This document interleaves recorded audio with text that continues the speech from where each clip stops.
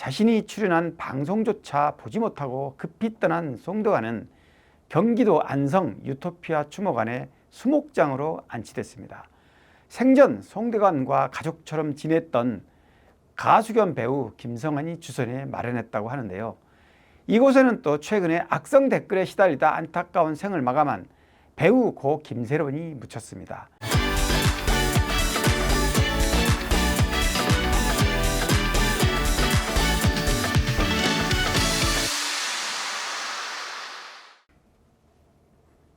안녕하십니까. 강희롱의 클로저입니다.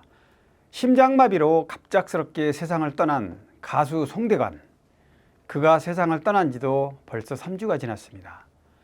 이번 주 일요일에는 전국 노래자랑에 출연하는 송대관의 생전 마지막 무대를 볼 수 있을 것 같습니다. 송대관은 3월 2일 낮 12시 10분 방송되는 전국 노래자랑 서울 영등포구 편에 출연합니다. 세상을 떠나기 전에 출연했던 녹화본이 이날 방송되기 때문입니다. 녹화 당시 전국 노래자랑 피날레를 장식한 송대관은 특유의 따뜻하고 힘있는 음색으로 지금은 유작이 된 지가비 형님을 열창하는데요. 송대관은 구수한 목소리로 영등포구 지역민들의 의뢰와 같은 박수를 이끌어냈습니다. 양화 한강공원 축구장에 마련된 특설 무대에는 본선에 오른 아마추어 17개 팀이 끼와 재능을 뽐내고 고 송대관을 필두로 양지은이 영등포의 밤, 나상도, 콕콕콕, 성민지, 거울공주, 이대원이 오빠집에 놀러와를 부릅니다. 이번 서울 영등포구 편은 녹화와 본방 사이에 송대관이 갑작스레 작고하면서 시청자들에게는 60년 가까이 노래로 서민들의 애환을 달렸던 국민가수 송대관의 발자취를 회상하며 그리움을 달랠 수 있는 소중한 시간이 될 것으로 보입니다. 갑작스런 타계가 아니었다면 바로 하루 전날인 3월 1일, 바로 내일이죠. 올해가 제 106주년 3.1절입니다. 독립운동가 후손인 송대관에게도 다시 한번 자부심을 되새길 만한 의미 있는 날이었을 텐데 황망히 세상을 떠나 너무나 안타깝습니다. 송대관의 할아버지 송영근 선생은 1919년 3.1운동 당시 독립선언서를 배포하고 만세 시위에 참여했다가 체포돼 징역 6개월형을 선고받고 복역했습니다. 정부에서는 고인의 공훈을 기려 90년 건국 훈장 애족장을 추서했습니다. 송대관도 생전 제 할아버지께서 군산 형무소에 계시며 너무나 많은 고문을 당했다. 그 후유증으로 세상을 떠나셨다. 손자된 처지에서 어려서는 그 숭고한 뜻을 잘 몰랐지만 지금은 굉장히 자랑스럽게 생각한다고 말한 적이 있습니다.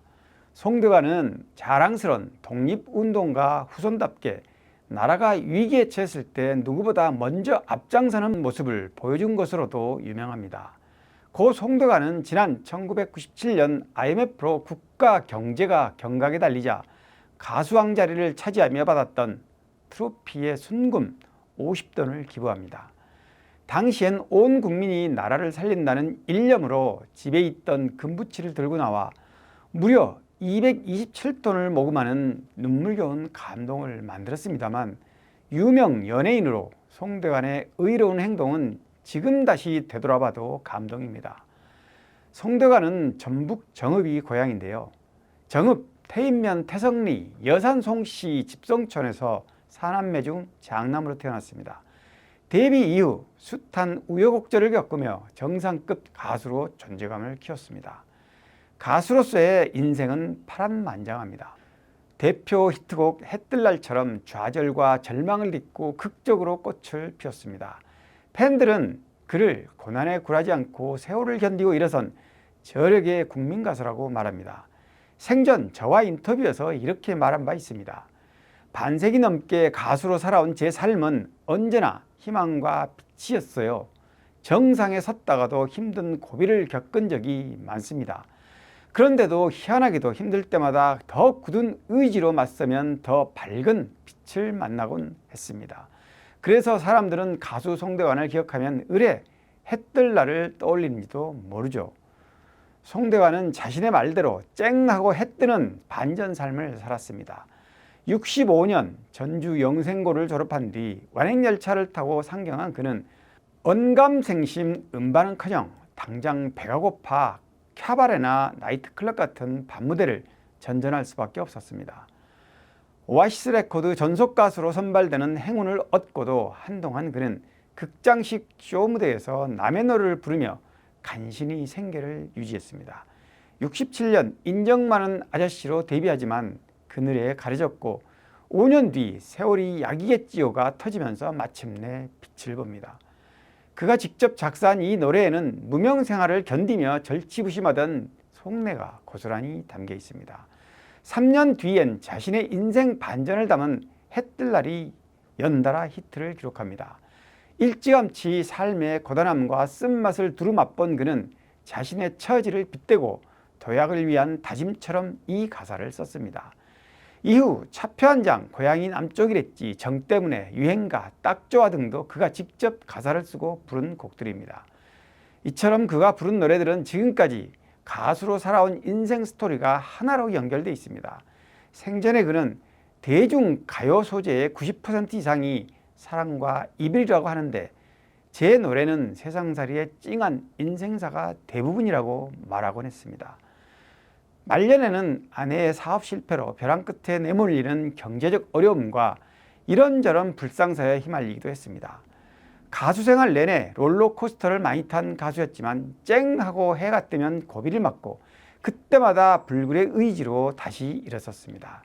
세상을 떠나기 전 그가 마지막으로 내놓은 노래는 덕분에라는 곡이었는데요. 마치 가수 인생을 종결할 것을 예측이라도 하듯 지금까지 제 삶의 모든 건 팬 여러분의 덕분이라는 가사에 고스란히 담아냈습니다.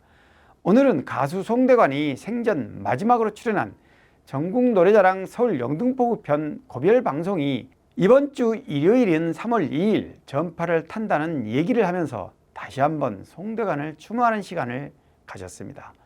자신이 출연한 방송조차 보지 못하고 급히 떠난 송대관은 경기도 안성 유토피아 추모관에 수목장으로 안치됐습니다.